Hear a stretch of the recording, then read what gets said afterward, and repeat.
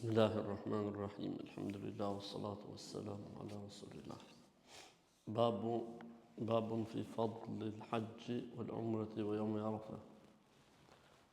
Mirësia e haxhit dhe umrës dhe ditës Arafatit. Normalisht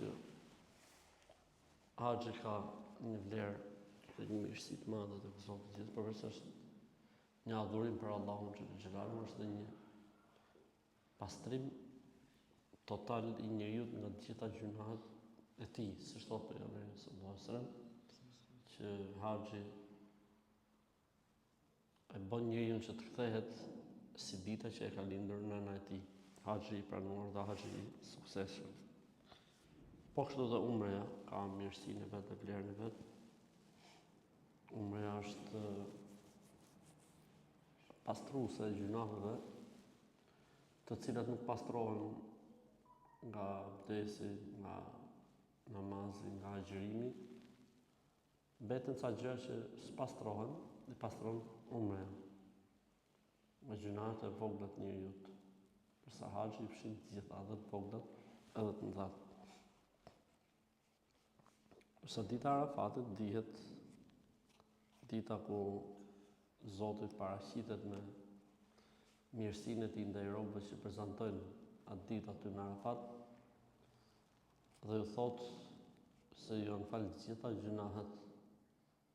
S'ka moment më të mirë për njerëzit se sa dita e Arafatit, sidomos ata që prezantojnë në Arafat apo rrinë në Arafat. Po edhe për njerëzit e tjerë, të cilët nuk janë aty, po janë në pjesën tjetër të botës, Zoti i fal duke agjëruar me ditën e Arafatit 2 vite. Pra llogarit ai që s'është në haxh, i falen 2 vite, e jo muaji që është në haxh.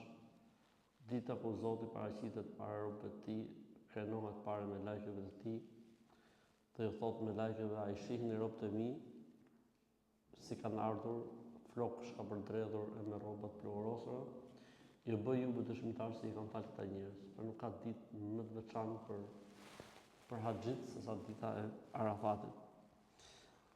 Abu Huraira radhiyallahu anhu tregon se dërguari i Allahut sallallahu alaihi wasallam ka thënë: "El-umratu ila al-umrati kafaratun lima bainahuma wal hajju al-mabrur laysa lahu jazaa'un illa al-jannah."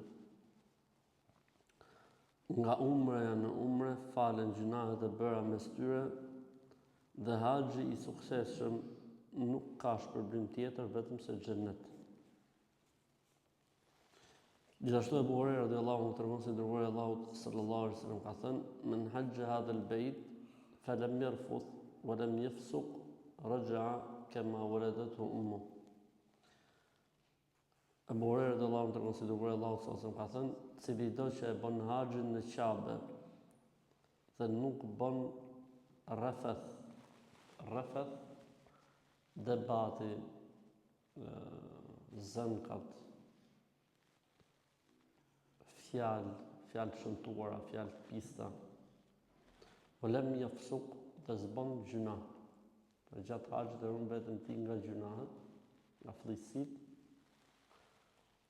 do të kthehet nga haxhi i tij si dita që e ka lindur nëna e tij. Do të kthehet nga haxhi i tij si dita që e ka lindur nëna e tij.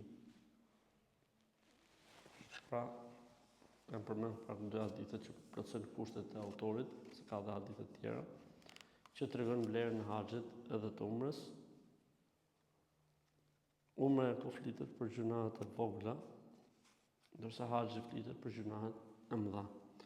Përveç hakut njeriut. Haku i njeriut është haku i njeriut, s'ka gjë që e shlyp. Selamun alaikum wa rahmatullahi wa barakatuh.